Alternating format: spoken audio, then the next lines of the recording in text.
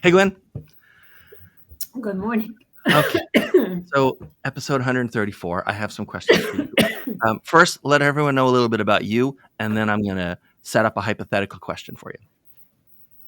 Hi, everyone. My name is Gwynne Fane, and I have been a fractional CMO for some time now. I actually started as a more junior marketer, and with time and experience over the years, have grown into larger, bigger contracts. All right. So here's our hypothetical. Today's day one of a 1-year engagement with you as fractional CMO, right? You got a client. It's going to be a year. Today's day one. Let's talk about what the first 3 months are likely to look like. Right? What problems?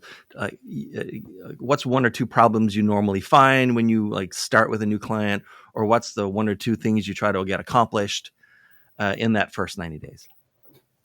Good question. I generally get contracts that fall into two categories. Mm-hmm. So, one category is where a CEO has a specific problem that they need to solve, and someone with a track record for solving similar problems. So, they're looking for someone they can trust so they can focus on other things. I call these kind of the no one goes. The other cohort I typically get is the CEO who has a problem with their existing operation and someone who's kind of in the early stages of startup. So either way, in the first 90 Right. days, my approach is really the same. I start by generally doing a lot of listening. I do a bit of a discovery in the first 30 days. So really trying to understand, what are their marketing assets, challenges, and opportunities. And it includes auditing any marketing strategies they have that may have worked, may have Right. failed, their brand positioning, any customer insights I can glean, competitive analysis and performance of any of their marketing channels. And I try to meet with a lot of the stakeholders to really understand what their goals and expectations are. And then kind of in the 60 to 90 day mark, 30 to 60 day mark, I try to gain strategic alignment. So based on what I've learned, I develop a high level strategic plan where I define marketing priorities, outline key initiatives, and set goals. The aim here is to align the marketing strategy with the overall business objectives. And I also do focus on team integration. So depending on whether or not they have an existing team in place, I evaluate the existing skill sets that are there, identify any gaps, and establish the best way to really elevate their work. In terms of the last 30 days, so the 61 to 90 day period, this really involves transitioning the strategy into a plan. So prioritizing quick wins is important, identifying resource gaps and setting up necessary systems and processes to make sure that the marketing team is aligned and prepared to implement the strategy. All right. And Maria, hi. Hi. So, Maria, tell folks a little bit about you, and then I want to talk about a similar hypothetical.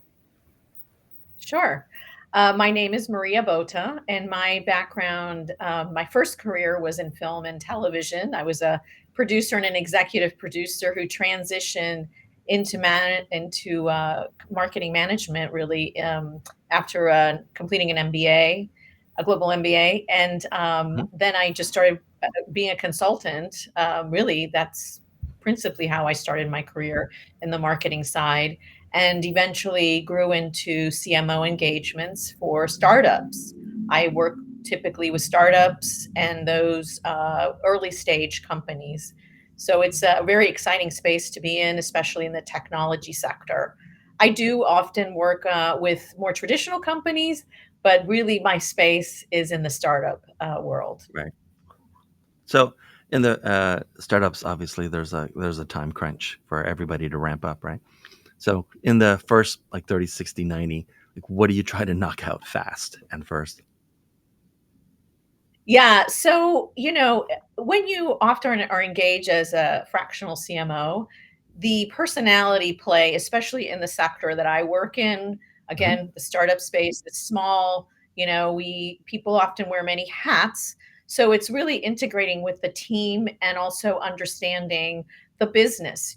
Sometimes these are businesses that are in new industry sectors that have never existed before. So that requires a lot of knowledge base, learning, Right. getting up to speed. So it's really researching and understanding the business.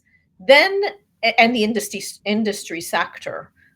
Then for me, it's really aligning with the C-suite, the senior, professionals in the business, and really understanding what their objectives are as a business.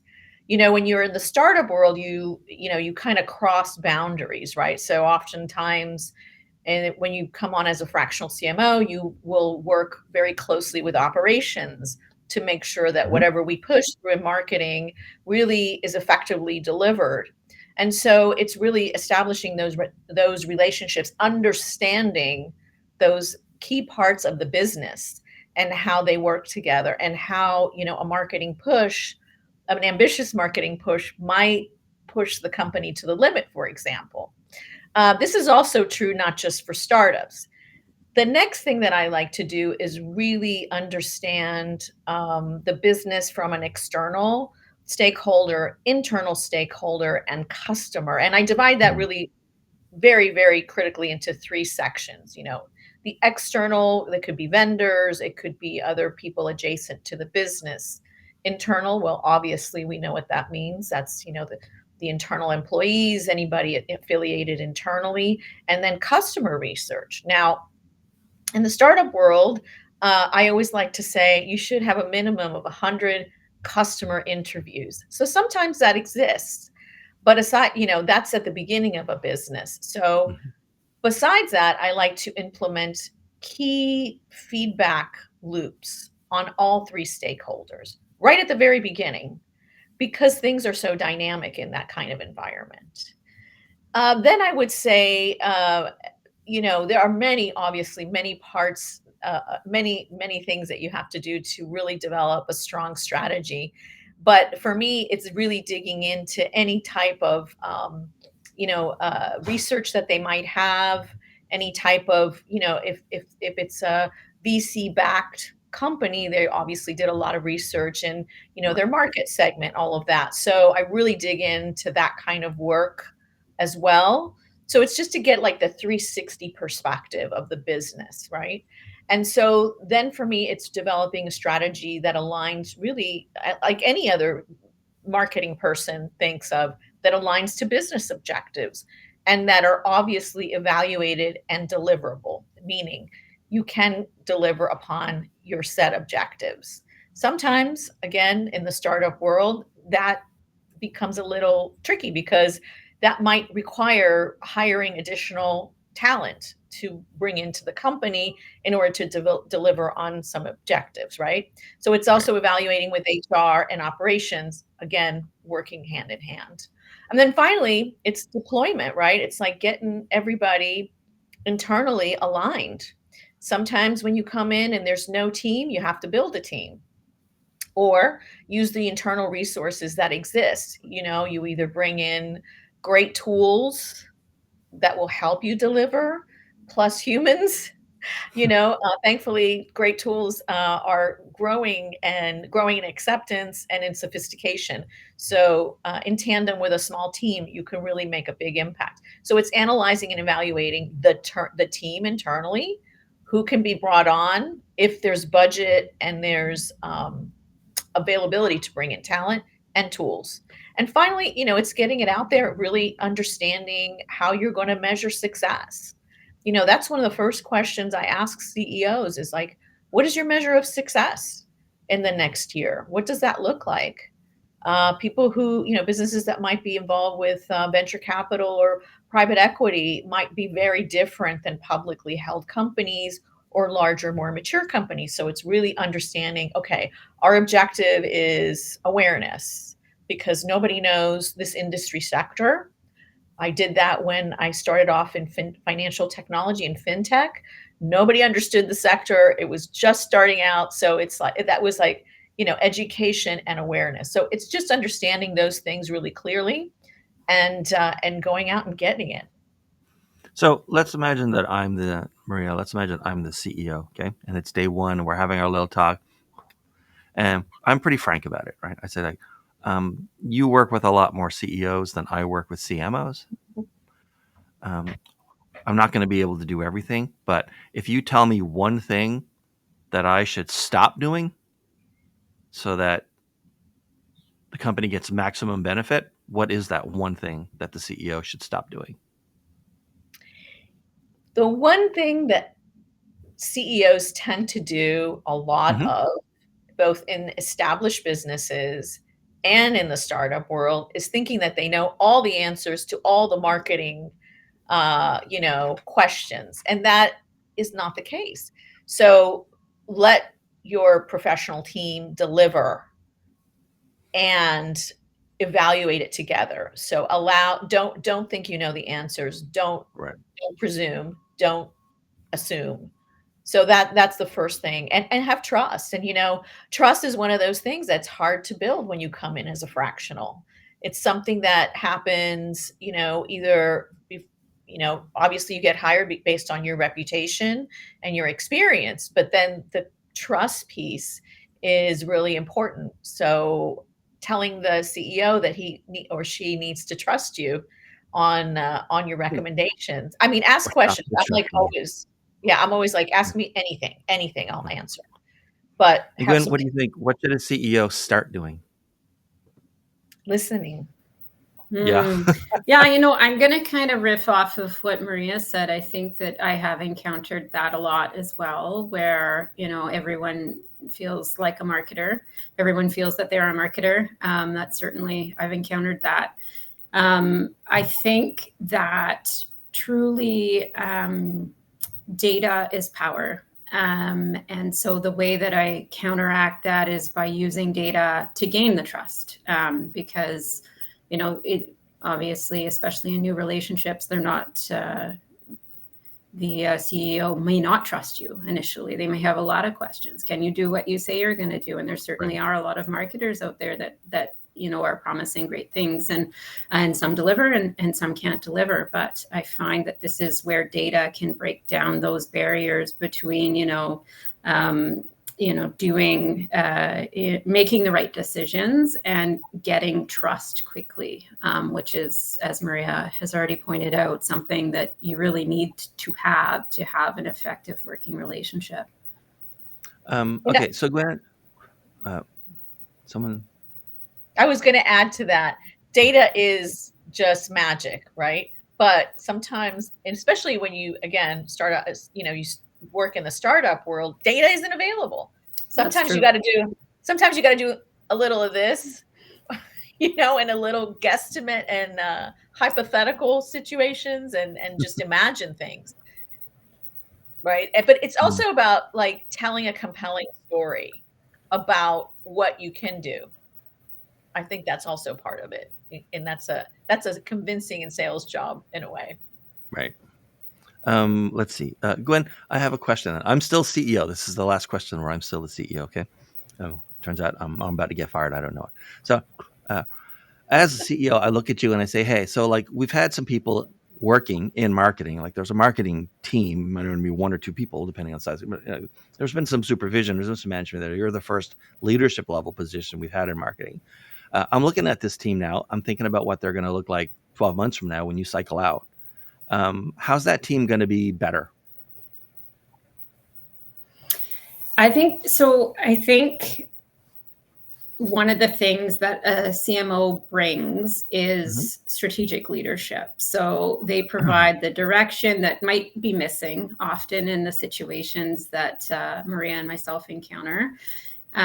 So lack of overarching strategy. So that is, in essence, what we bring in. So expertise and experience. So often CMO will come in with a lot of experience from many different industries, and has tried things, has failed, has learned, has tried something else, has succeeded. All of that growth and learning. So the team will benefit from those learned experiences that we can share in a very short amount of time. It's also, they get a fresh perspective. It's not somebody in the organization already. It's somebody who's coming to the table with different viewpoints. And sometimes internal teams can become siloed or stuck in a particular way of thinking. So this is where an outsider's viewpoint and identifying new opportunities can have a significant impact.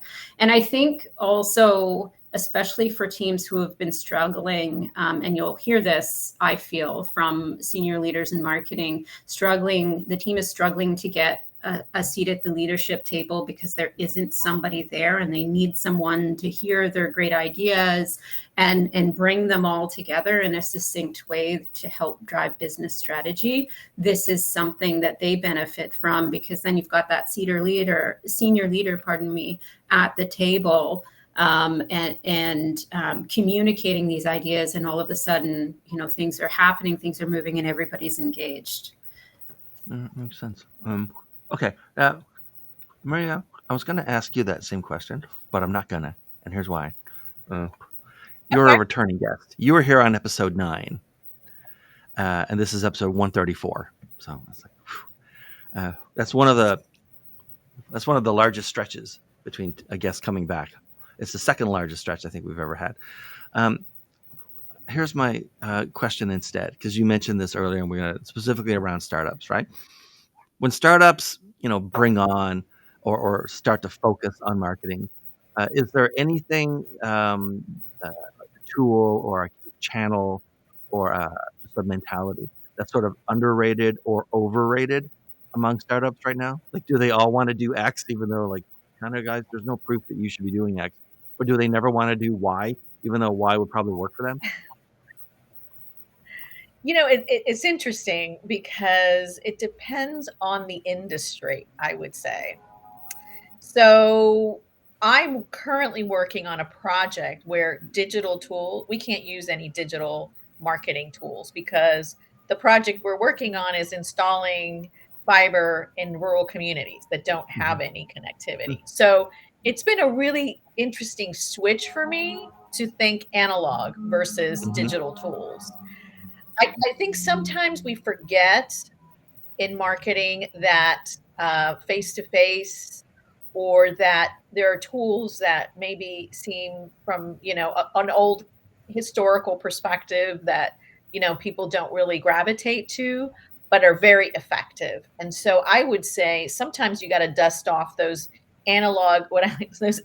tools and tactics, and really think about, rethink things. The one thing I will say also is that email marketing, people think sometimes that's going to be like everybody reads it's effective and it's cost effective and it's not that expensive, and everybody thinks, oh, that's the silver bullet. But what people don't understand is, it's a number of different tactics working together. There is no silver bullet. Right. Nothing is going to solve X, make you gain 1 million followers, have 2 million downloads of your app. It is a consistent, and it involves a lot of different tactics and channels. I hope I answered your question. Yes. So now I'm going to ask you guys a set of 2 questions.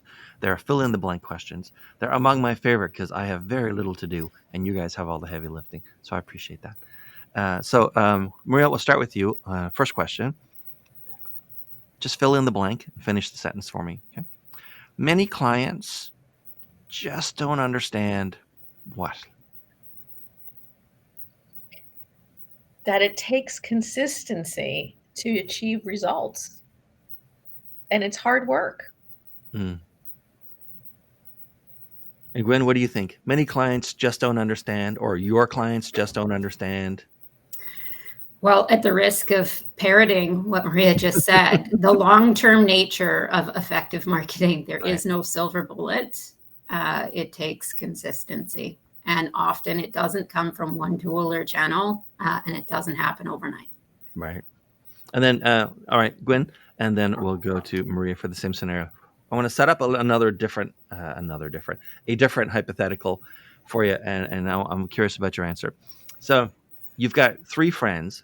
They don't know each other, and they were all long-time, full-time corporate CMOs until last week. And they all ended up in some online group together, and they invited you to go to a coffee shop, and there's the three of them and you. They all last week became fractional CMOs. Okay, so they're brand new fractional CMOs. Right? How do you finish this sentence? A fractional CMO starting out today is going to be surprised by what? I think that they will be surprised at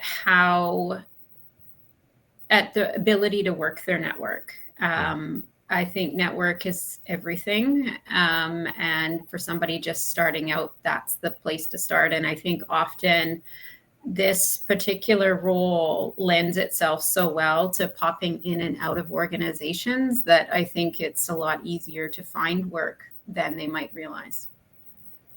Don't hear that question very much. That answer, I like that. And Maria, what do you think? A fractional CMO starting out today is going to be surprised by what? Starting out today, well, moving from an institutional role, meaning you're embedded in a company, to a fractional position requires a lot more work in the upfront, because you've got to build that trust with your team, with your C-level. It's fast. It's really fast. It moves fast. You got to move fast. You've got to be very agile. You've got to be on it. Even though you're fractional, you have to behave like you're a full-time CMO. And especially in that initial engagement, in that initial stage of your engagement, you got to be on it. You got to become an expert, and you got to build that trust. All right. Now, Fast. the next question, I don't know what the next two questions are going to be. And here's why. This is season 6, coming up on about halfway through season 6 right now. And as you know, from the beginning of the podcast, Maria, as you know, guests are not curated, which is to say everyone picks their own time slot. And so you don't know, and mostly I don't know, who the other guest is going to be in the podcast, which means you end up sort of paired with another fractional CMO, but without any sort of relationship or knowledge of them. And I love that, because there's an energy to that wouldn't be the same if I had two people who specialized in fintech, or two people who specialize in B2B SaaS, or oil and gas, or healthcare, or whatever, right? So lots of wide variety and experience in guests. So at this point in season 6, what we like to do is, Maria, you can ask Gwynne any question you want. Here's another fractional CMO. Here's a question. And then Gwynne's going to ask you a question. So what would you ask another fractional CMO that you've just been sort of like paired with randomly?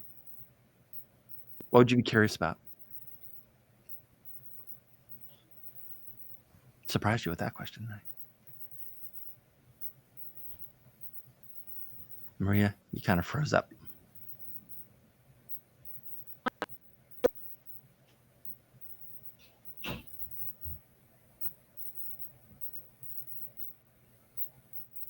Give me a second. There we go. I'm hearing the odd word. I think you're back. Yeah. Okay. Yeah. I don't know what the heck happened. I'm in New York, and it's just in the middle of Midtown. So it's whatever. Sure. Yes. A bird So flew your by. question for the other fractional CMO you've been paired with is what? Wow, that's a heavy lift there. I would be interested always in do you have any desire to connect with me as a fractional CMO and talk about, I belong to several fractional CMO groups. Do you belong to any? And, do you have like a sounding board group or anything, or friends or, colleagues that you talk about this unique role that we have? I do belong to a fractional group. I find LinkedIn is a really good way to find groups to connect with, and some of them are run extraordinarily well, and have weekly meetings where you can, monthly meetings where you can ask questions and network and connect. And then I also, and of course, I am very excited to connect with you after this, because I find that nobody can understand like somebody who's been doing this role. Nobody can understand the challenges and how you might have solved those in the past. So I think it would be an excellent sounding board. So absolutely, I would. The other thing that I find is, again, going back to the network is everything. And I have found particularly a lot of women in my position who have made the decision for one reason or another to leave the corporate world and become fractional, just because the nature of the work can be more conducive to family life. And so women who have been peers in my past whether they're still in the corporate world or they've become fractional, they also become a huge part of my sounding board and my network. And we have a bit of we call it supper club, to go out and discuss key issues from anything from, life, because we're all in similar stages, sandwich generation, aging parents, children, in careers, which is a part of how you show up at work, but also our clients as well. So absolutely, I think network is everything. And that's, it's taught me so much. So I appreciate you volunteering that. All right. So 2 points. I don't normally interject here, but it's so topical. One, if either of you belongs or attends the fractional CMO knowledge share, which is going to happen like at the top of the hour, right after when we're recording this right now. This will unlikely be made into a clip. So I recommend it. If you do a search on LinkedIn or something for Alan Gonsenhauser, I think he runs that. It's part of the very, very large CMO Coffee Talk organization, but it's specifically for fractional. I'm attending. I'm not a fractional CMO. I attend about once a month because I'm sort of invited in as entertainment. And I'm just the entertainment. Different CMOs will give me either their LinkedIn page or and they're invited to, or their like company URL, and in real time I like fix the headlines and the about section and stuff for them, because I can do that sort of on the fly. So that's number one. And then I think number two is I'd be curious if any of you ever come across a stat about what percentage of fractional CMOs are women, because my company is about to have its 4th anniversary at the end of December. And from virtually day one, for the last 2 years or 2.5 years, it's been very fractional CMO centric. Most of my business comes because a fractional CMO has a client and brings me into work on that part of the project. 73, I mean, it's almost immutable. 73%, sometimes it's 72, sometimes it's 74. 73% of my clients are female fractional CMOs. And I don't do anything to target like a gender or an age or anything, but that's just how it shakes out. And eventually it occurred to me, maybe 73% of fractional CMOs are female, and that's just, so that's why. But it's been 73% like the entire time, and I don't know why. Yeah, go ahead. In my experience, I know very few female fractional CMOs. Oh, I know lots of them. I'll introduce you. I mean, I know a lot of them. Okay. Yeah, so and then, it's interesting. Sorry, go ahead. Yeah, go ahead. No, I was going to say, Gwynne brought up a really interesting point that, a lot of women choose this fractional work for, family reasons, for personal reasons. I actually chose it because I am a digital nomad and travel the world. So I've just come back from traveling for 3 months, and it's really great to be able to do this work and not be stuck behind a desk or, embedded full-time in a business. And, and so for me, it's that freedom in a way. But it's funny. I would love to connect with more female fractionals, because I'm telling you, everybody I meet is a dude. No, not me. Yeah. It's relatively rare for me to do any work for a male fractional CMO. Okay, so then, Gwynne, what's your question? Well, I feel like Maria just answered my question. My question was going to be, would you ever consider going back to the corporate world? But as you just described, you're a digital nomad. But by with today's technology, who knows? Maybe you could be a digital nomad in a CMO role. Yeah, well, it's interesting because one of my other passions that I'm very involved with is I'm a mentor and advisor to incubators and accelerators and venture capital firms, portfolio companies. And that's work that I'm really super passionate about. I mean, I love my work with my clients, but this is something that really, it just gets me every time. I love it. And so maybe if I was offered a position to be a CMO in an organization, like, a big um, accelerator organization, like I work with Techstars, I'm a Techstars global mentor. So an organization at that level, I would definitely think about it. I never say no to anything. I mean, that's just too finite. Fair. Yeah, yeah. All right. So then, Maria, who should be contacting you these days, and how should they get to you? Companies that are either going through a big shift in terms of, what they're focusing on in terms of marketing, companies that lack marketing leadership that need it for their next phase of growth, startup companies for sure, because that's, Right. again, as I mentioned, that's my kind of area where I like to be.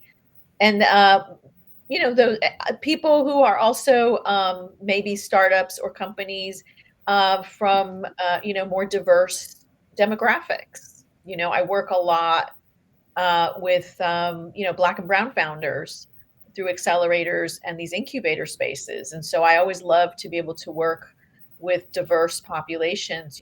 I companies that are represented that way. So those are the people, and they can reach me through my website, Maria Botta. That's MARIA B as in boy, OTTA.com. I'm also on LinkedIn as Maria Botta MBA because there's actually a few other Maria Bottas. But those are the best ways to reach me. Yeah. And Gwen, how about you? Who should be contacting you these days, ideally, and how? Well, yeah, thanks.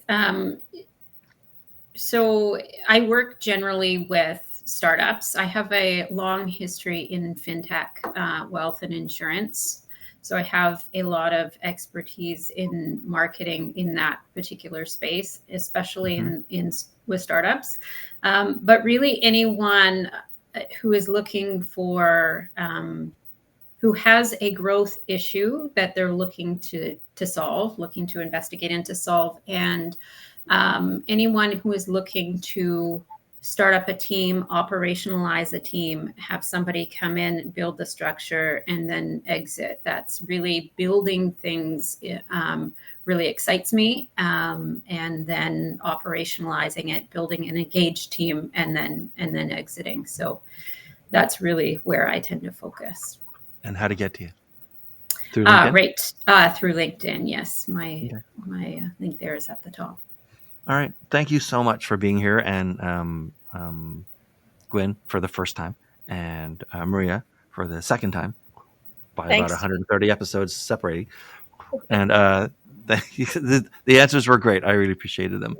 And thanks for watching. You're probably watching this as a clip, and there are like 1,000 clips now, so you can just binge whatever you want. I'm not going to judge you. And so thanks everyone. Thanks for watching. Thanks to the guests, and we'll see everyone next time.